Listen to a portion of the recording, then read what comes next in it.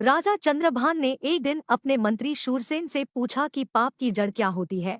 शूरसेन इसका कोई संतोषजनक उत्तर नहीं दे पाया।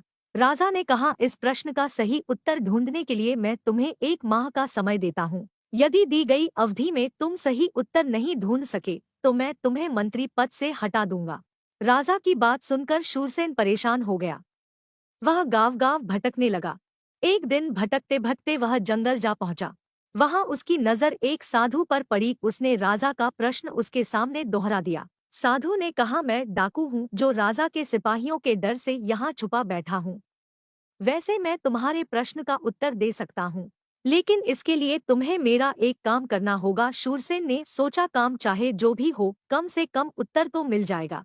उसने डाकू के बात के लिए हामी भर दी। इस पर डाकू ने कहा, तो ठीक है, आज रात तुम्हें नगर सेठ की हत्या करनी होगी और साथ ही उसकी सारी संपत्ति चुरा कर मेरे पास लानी होगी। यदि तुम यह काम करने में सफल हो जाते हो तो मैं तुम्हें प्रश्न का उत्तर बता दूंगा।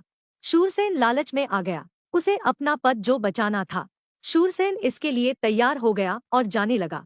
उसे जाता देख डाकू ने कहा, एक बार फिर सोच लो, हत्या व चोरी करना पाप है। शूरसेन ने कहा, मैं किसी भी हाल में अपना पद बचाना चाहता हूँ और इसके लिए मैं कोई भी पाप करने के लिए तैयार हूँ। यह सुनकर डाकू ने कहा, यही तुम्हारे सवाल का जवाब है।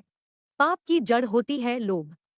पद के लोभ में आकर ही तुम हत्या और चोरी जैसा पाप करने के लिए तैयार हो गए। इसी के वशीभूत होकर व्यक्ति पाप कर्म करता है। शूरसेन ने डाकू का धन्यवाद किया और महल की ओर चल दिया। दूसरे दिन राजदरबार में जब उसने राजा को अपना उत्तर बताया तो राजा उसकी बात से प्रसन्न हो गया। उसने मंत्री को ढेर सारे स्वर्णाभूषण देकर सम्मानित किया।